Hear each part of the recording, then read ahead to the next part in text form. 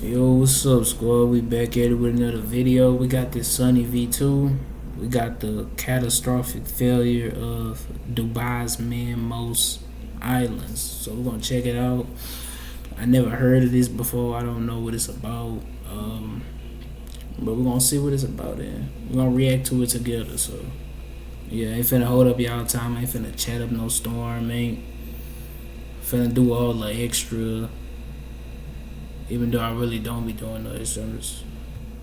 Let's get into it. Luxury, exuberance, and grandiosity. Instead, after 20 years of work and $13 billion, they make up an unimpressive scatter of sand with a few barely recognizable continents. Where did it all go wrong? When the idea came about in 2001, Dubai had limited coast left for waterfront property, setting into motion the plan of, well, creating more coastline through the introduction of 4 new coastal megaprojects. There was the World Archipelago and what was supposed to have been the universe surrounding it, the Palm Dira, the Palm Jebel Ali, and finally the Palm Jumeirah, which has since become the only successful development for a few notable reasons. Firstly, the Palm Jumeirah was built prior to the other projects, having been completed in 2006 before the global financial crisis. On top of this, Jumeirah was the smallest and most easily accessible of the 4 projects, being built off the already established Al Sufu, a popular area known for being the most expensive district in all of Dubai. The Palm itself has been planned incredibly well, with a perfect mix of residential and commercial property, making it a self-sustaining area with businesses for the residents. However, that's not to say that the project has been without problems. Shortly after its completion, the New York Times reported that the Palm Jumeirah, as well as the 3 other mega projects, were all sinking back into the ocean at a rate of 5 millimeters per year, with one article stating, "We're guessing that sand piled up from the ocean floor isn't all that good at sustaining the weight of tons of man-made structures, cars, and so forth." The island's developer, Nikhil Properties, responded to these claims by stating, "The Palm is intact. If there was subsidence, you would see cracks in the buildings, windows popping out. We have no evidence of that happening," even going so far as to sue the builder, Penguin Marine, who simply stated that erosion could eat away at the islands. Then there's the issue of the water itself. The 3 man-made palms were designed with a crescent on the outside, protecting the residential houses on the inside from the open ocean.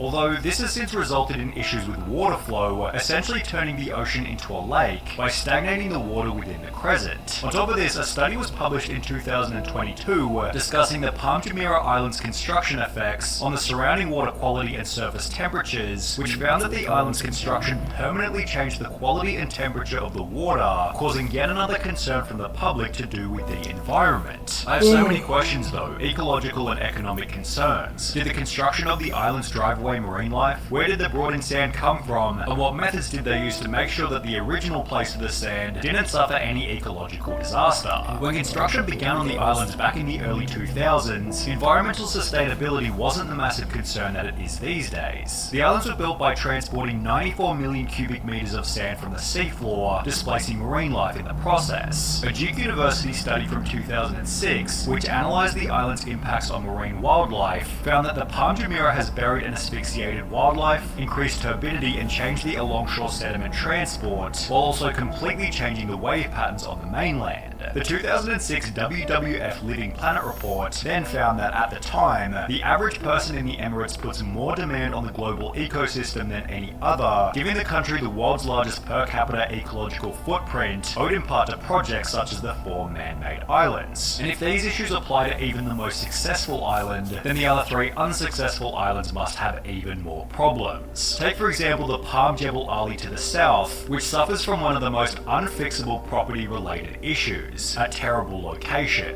I had the chance to view the islands from the shore as they were being built. Even before viewing them in person, I could never understand why anybody would want to live in that location. The Palm Jebel Ali is located so far south of the city, its closest notable development is the Dubai Port and Industrial District, while the Palm itself extends from nothing besides the already existing desert, which isn't exactly the greatest spot. The original plan for this Palm included a new residential district at the entrance, however, as you can see, Yeah, they never that do really look got there. wild. Some sand and road work has been completed on the palm, although if you look a little closer, there are signs showing There that the ain't project nothing had to there. halt suddenly. For example, these broken sectors at the end of the palm indicate that they weren't quite finished laying sand. And see this little island over here to the southwest? Well, that was supposed to be another artificial island called the Dubai Waterfront, designed to combat erosion on the palm. However, as you can see, the waterfront project has also since been abandoned. Official data was published showing that Nikhil sold only 29 houses on the Palm Jebel Ali before it ceased construction in 2009, with this date hinting at the first major problem. Dubai has been hit by the global financial crisis, especially in real estate.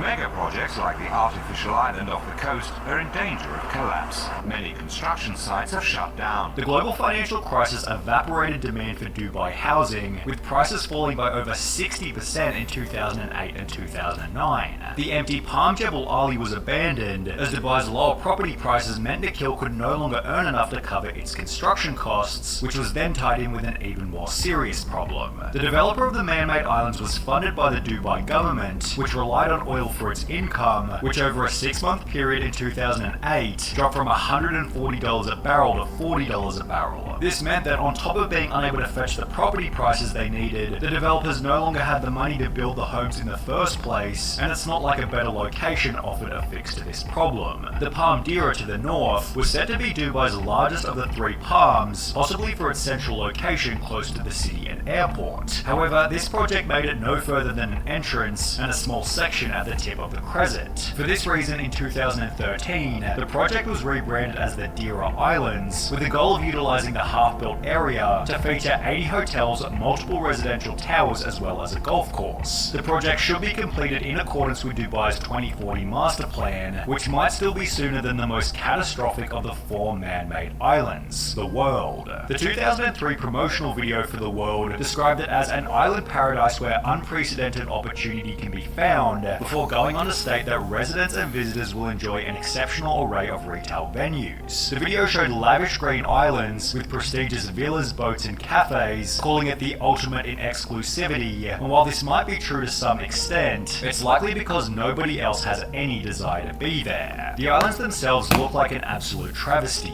North America and Canada are shaped like a diamond, and cut off by what appears to be the North Pole, while Greenland is the same size as the North American continent, when in reality Greenland is approximately 20 times smaller. Australia looks more like the head of a dog, while New Zealand is shaped like an archway and is missing the bottom half of the country, yet the shaping of the islands is a pretty small problem in comparison to their complete lack of development. Over 90% of the islands are completely empty, despite being 60% sold 15 years ago, with most being used for Google Maps advertising of computer stores, cafes, and of course the swag like Ohio Beach. However, that's not to say that there hasn't been any construction on the islands. A $7 million house was built by the developers in the northwest corner of Greenland, which was then bizarrely gifted to the German Formula 1 driver Michael Schumacher, who's never even commented on the project or given any indication that he's even visited the house. On top of this, the island of Lebanon has been developed into a beach club, which can be used to escape the noise of the city. When it was visited by Yes Theory in their Exploring Dubai's Empty Islands video, he showed that the Lebanon island was fairly empty, yet he also noted that it was right in the middle of COVID, which likely impacted its popularity at the time. The beach club describes itself as the first development to open its doors to the public, yet this might hint at why the rest of the world's islands are yet to be developed. There's nothing else around. Without any close businesses or things to do, people aren't going to build houses out there, but at the same time, without any houses, business owners aren't going to go and launch a business out there. Given the isolated location, the only people to use any such business would be those already on the islands, because it's not going to be efficient for a mainlander to get on a boat and travel all the way out to the world just to buy something at a store. Even then, what kind of business are you going to launch in the middle of the ocean with nothing else around? What's even crazier is that between 2023 and 2028, Nikhil Properties plans to develop another set of islands around the world called the Universe, which seems totally crazy given the lack of success on the existing islands, for which a Reddit user had a different theory about their failure.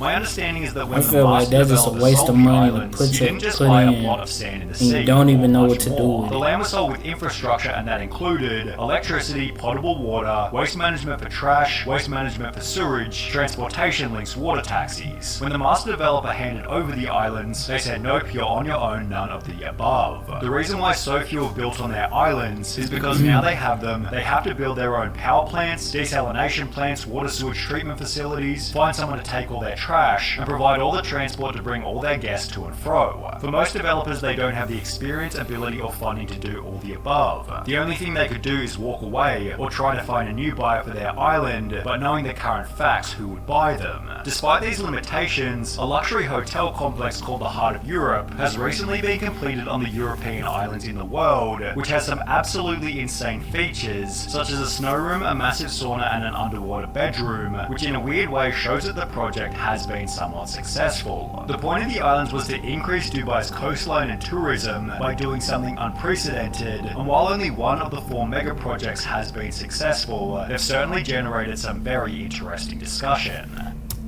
Dubai's man. Alright, y'all, that's the end of the video. I'm out. Catch y'all next time. Probably come out with a video tomorrow. You know.